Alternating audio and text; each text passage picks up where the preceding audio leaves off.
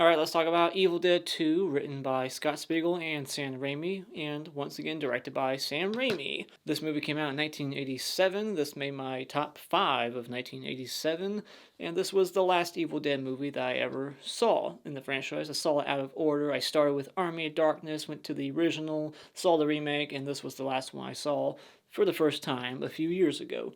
And I recently uploaded a poll to ask you guys what your opinions were on this movie, if you thought it was a remake or a sequel, and 2/3 of you said sequel, but I look at this movie like a remake. I know it's called Evil Dead 2, but it feels like a remake. And the people who say that this is a sequel, their argument is always that the opening is just a recap. Well, if it's a recap, it's a shitty one, and it's incredibly inaccurate. But let's get into a quick plot synopsis. This movie is about Ash and his girlfriend going into a cabin in the woods. They break in for the night to stay there, and then they accidentally unleash evil, and now Ash has to fight the evil Deadites with his chainsaw hand. Now, he gets the chainsaw hand in this one that he's become iconic for having.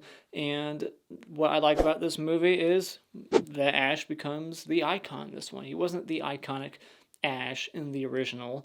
And in this one, he becomes a much more entertaining character. He gets the chainsaw hand, and I think Bruce Campbell gives us a much better performance this time around. And because this one had a much bigger budget than the first one, like 10 times the amount, this one had like over $3 million, and the first one had like 300,000. This one looks much better. The lighting's improved. The effects are improved. I don't think this one's as gory, but it has better makeup effects on the demons. And even the acting overall, I think, is slightly improved over part one. Some of the acting's a little over the top here, a little cheesy, but that's on purpose. And it has the same amazing atmosphere as the original. I love the setting, the look of it. Just really love the look of the film.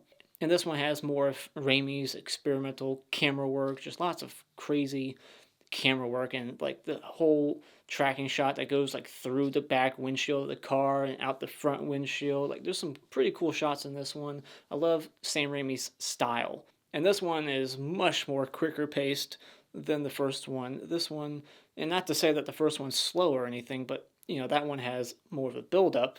This one just gets going because of that recap at the beginning. It's just nonstop go go go. It's a little exhausting because it's just there's so much happening.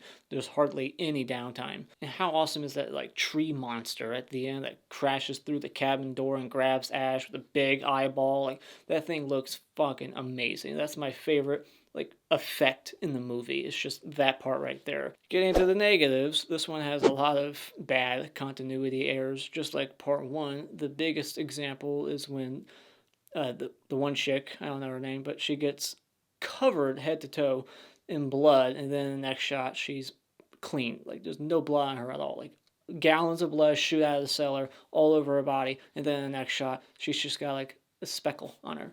It's ridiculous. And I don't like how confusing, and it's so unnecessary. I don't like how confusing this movie is as is it a remake or a sequel? Like why reshoot? Why the recap? I would have preferred that this movie just started with the shot going through the cabin into Ash's mouth and pick up from there. Why reshoot everything? It's not necessary, and all you're doing is adding confusion. Why change so many details? Why are the other friends not there with them?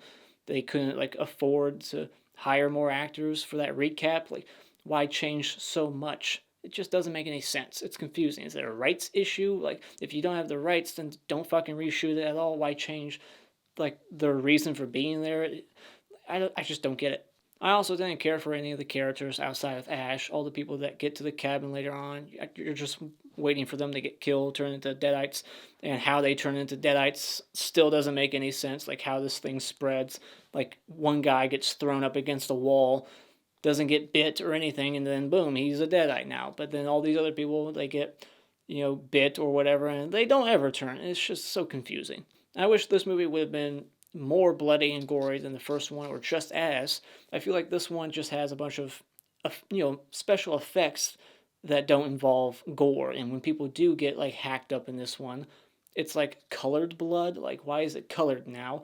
In the original, I'm pretty sure it was red with a little bit of white in there. And now in this one, like the one dude has like green blood or blue blood. Like, why is that? Why is their demon blood changing now? And this movie can get slightly too goofy for me at times, especially with the severed hand making little noises.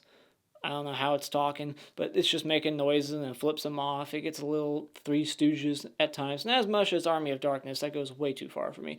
This one, in moments, gets a little too goofy. I'm just kind of rolling my eyes. It gets a little cringy for me. So I much prefer the tone of the original movie over this one, but I still enjoy this one quite a bit. But yeah, it can get exhausting, this movie. Kind of like Texas Chainsaw Massacre 2. Like this movie and that movie, more so in that one, it can get kind of exhausting because there's just so much happening. It's just loudness, craziness for 80 minutes straight, not a lot of downtime, and sometimes I like a little breather every now and then. So final thoughts, this is a very over-the-top, bizarre horror comedy that's like the first one, but more goofy at times, and it turns Ash into the icon that we all know and love. It can be too silly at times, and the opening recap shit is just very confusing, but it's relentlessly entertaining, very fast-paced, and it just is filled with all kinds of effects, so I can look past the confusingness of the opening. So when it comes to Evil Dead 2, I'll give it 4.5 out of 5. Still love it. Alright, so those are my thoughts on Evil Dead 2. What are yours? Let me know in the comments below, and I will see you in my next video for Army of Darkness.